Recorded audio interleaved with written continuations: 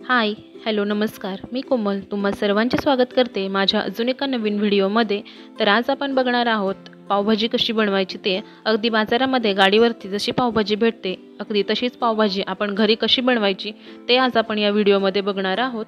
तर सगळ्यात आधी तुम्ही चॅनलवरती नवीन असाल तर चॅनलला सबस्क्राईब करा. व्हिडिओ आवडल्यास व्हिडिओला लाईक करा आणि जास्तीत जास्त शेअर करा आणि त्यानंतर येणाऱ्या बेल आयकॉनवरतीही क्लिक करा. चला तर बघूयात रेसिपी. तर इथे मी भाजीसाठी घेतलेला आहे 2 बटाटे, 1 गाजर, फ्लॉवर, 1 वाटी हिरवे वाटाणे, 1 शिमला मिरची, चवीनुसार मीठ, 1 चमचा पावभाजी मसाला, अर्धा चमचा मिरची पावडर, अर्धा चमचा चटणी, 2 मोठ्या आकाराचे कांदे, 15 ते 20 लसणाच्या पाकळ्या, अर्धा इंच आले आणि 3 ते 4 टोमॅटो. आता सगळ्यात आधी आपल्याला ज्या आपण भाज्या घेतलेल्या आहेत वाटाणा, शिमला मिरची, बटाटा, फ्लॉवर आणि गाजर हे आपल्याला स्वच्छ पाण्याने धुवून घ्यायचं आहे. अजूनपर्यंत तुम्ही मला इंस्टाग्रामला फॉलो केलं नसेल तर इंस्टाग्रामला फॉलो करा आणि माझ्या फेसबुक पेजलाही लाईक करा. आता इकडे सर्व भाज्या धुवून घेतलेल्या आहेत. आता आपल्याला या सर्व भाज्या आहेत त्या कुकरला 1 ते 2 शिट्ट्या करून शिजवून घ्यायच्या आहेत. तर इकडे बघू शकता सर्व भाज्या आहेत त्या धुवून झालेल्या आहेत आणि आता मी याला कुकरला शिजवून घेणार आहे. तोपर्यंत आपण इकडे वाटण बनवून घेणार आहोत. तर सगळ्यात आधी इथे मी घेतलेला आहे लसूण, आलं आणि कांदा याचा आपल्याला एक पेस्ट बनवून घ्यायची आहे. तुम्हाला हवं तर तुम्ही इथे बारीक चिरूनही कांदा वापरू शकता, पण बरेच जणांना कांदा आवडत नाही तर तुम्ही अशा प्रकारे इथे पेस्ट करून भाजीमध्ये वापरू शकता. तर इकडे आपली कांद्याची पेस्ट बनवून तयार आहे. आता मी सेम भांड्यामध्ये टोमॅटोचीही पेस्ट बनवून घेणार आहे. अजूनपर्यंत तुम्ही माझा चॅनल सबस्क्राईब केला नसेल तर सबस्क्राईब करा आणि त्यानंतर येणाऱ्या बेल आयकॉनवरतीही क्लिक करा म्हणजे माझ्या नवीन व्हिडिओचे नोटिफिकेशन तुम्हाला मिळेल. तर इकडे बघू शकता की सर्व भाज्या आहेत त्या शिजून तयार आहेत.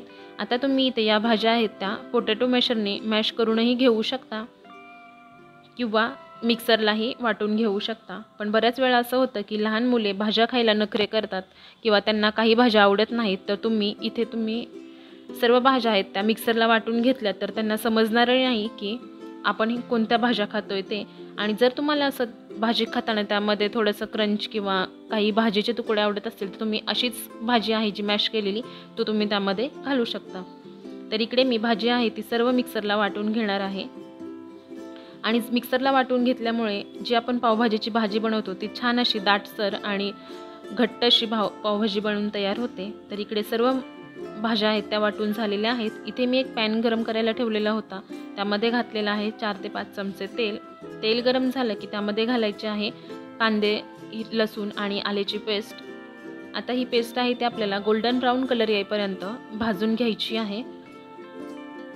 आता मी त्यामध्ये घातलेला आहे चवीनुसार मीठ. मीठ घातल्यामुळे कांदा आहे तो शिजायला मदत होते आणि आपली पेस्ट आहे ती लवकर शिजून तयार होईल.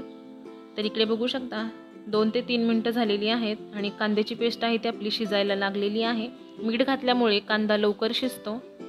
तर इकडे कांदा भाजून तयार आहे आणि तुम्ही बघू शकता कडेने तेलही सुटलेलं आहे. आता त्यामध्ये घालायचं आहे लाल मिरची पावडर आणि चटणी. इथे लाल मिरची पावडर आहे ती तुमच्या तिखटानुसार कमी जास्त तुम्ही ते घालू शकता. त्यानंतर त्यामध्ये घातलेला आहे 1 चमचा पावभाजी मसाला. आता हे सर्व आहे ते तेलामध्ये छान भाजून घ्यायचं आहे जेणेकरून आपल्या भाजीला कलर छान येईल. आणि त्यानंतर त्यामध्ये घालायचं आहे टोमॅटोची पेस्ट. आता ही टोमॅटोची पेस्टही आपल्याला छान शिजवून घ्यायची आहे.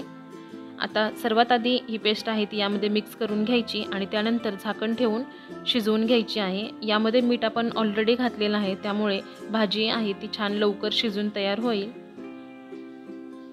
यामध्ये मी अगोदरच मीठ घातलेलं होतं त्यामुळे टोमॅटोही आपलं लगेच शिजून तयार होईल. तर इकडे बघू शकता की टोमॅटोची पेस्ट पण आपली यामध्ये घातलेली होती ती छान शिजलेली आहे आणि कढईला साईडून तेल दिसायला लागलेलं आहे म्हणजेच आपली इथे टोमॅटोची पेस्ट परफेक्ट अशी शिजून तयार आहे. आता त्यामध्ये घालायचं आहे वाटण केलेली भाजी. आता ही सर्व भाजी आपल्याला यामध्ये एकत्र मिक्स करून घ्यायची आहे.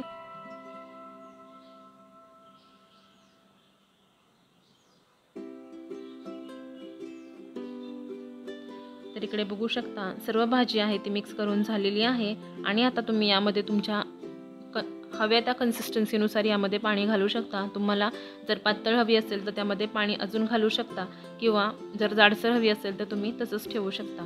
आता आपण या भाजीला कलर आणण्यासाठी यामध्ये कोणताही फूड कलर वापरणार नाही आहे. तर यामध्ये एक मी बीट आहे ते किसून वापरणार आहे. तर इकडे बघू शकता मी एक बीट घेतलेलं आहे, ते आपल्याला बारीक किसून घ्यायचं आहे. आणि आता याला एक उकळी काढून घ्यायचं आहे. त्यामध्ये घातलेलं आहे 1 कप पाणी. आता हे उकळी काढून घ्यायचं आणि थंड करून त्याला आपल्याला मिक्सरला बारीक वाटून घ्यायचं आहे, जेणेकरून हे आपण जेव्हा भाजीमध्ये घालणार तेव्हा आपल्या भाजीला छान असा कलर येईल. तर इकडे बघू शकता बीट आहे ते मी मिक्सरला वाटून घेतलेलं आहे. आता हे मी भाजीमध्ये घालते. तर इकडे भाजी आपली छान शिजलेली आहे. आता त्यामध्ये बीट घातल्यानंतर तुम्ही त्याचा कलर बघू शकता की कशा पद्धतीने चेंज होतोय ते. तर हा कलरही यामध्ये छान मिक्स करून घ्यायचा. तर बघू शकता भाजीला छान असा कलर आलेला आहे. तुम्हाला हवं तर तुम्ही ते भाजी शिजतानाच बीट घातलं तरीही चालेल. इकडे आपली पावभाजीची भाजी बनवून तयार आहे. आता आपल्याला ही परत 1 ते 2 मिनिटं शिजवून घ्यायची आहे. आणि इकडे आपली पावभाजीसाठी लागणारी भाजी बनवून तयार आहे. आता यावरून घालायची आहे आपल्याला बारीक चिरलेली कोथिंबीर. आपली भाजी बनवून तयार आहे. आता आपण भाजणार आहोत पाव. तर पाव भाजण्यासाठी मी इथं पॅन गरम केलेला आहे आणि पॅनला थोडंसं बटर लावलेलं आहे. आणि त्यावरती आपल्याला हे पाव आहेत ते दोन्ही बाजूने छान खरपूस रंग येईपर्यंत भाजून घ्यायचे आहेत. आणि पावाला बटर लावल्यामुळे अजूनच छान टेस्ट येते.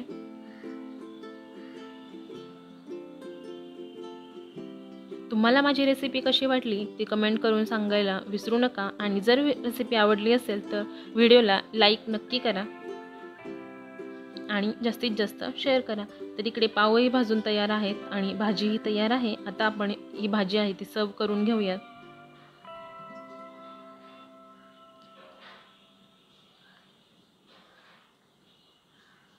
तर इकडे बघू शकता भाजीही तयार आहे. आता त्यावरती घालायचा आहे बारीक चिरलेला कांदा, बारीक चिरलेली कोथिंबीर आणि बटर घातल्यामुळे पावभाजीला अजूनच छान टेस्ट येते. तर इकडे आपली जशी गाडीवरती भेटते तशीच परफेक्ट अशी पावभाजी बनवून तयार आहे. अगदी झटपट होणारी रेसिपी आहे. तुम्हाला माझी रेसिपी कशी वाटली ती कमेंट करून नक्की सांगा. तुम्ही माझा व्हिडिओ शेवटपर्यंत पाहिलात त्यासाठी धन्यवाद. पुन्हा भेटूया अशाच एका छानशा रेसिपीसोबत. थँक्यू.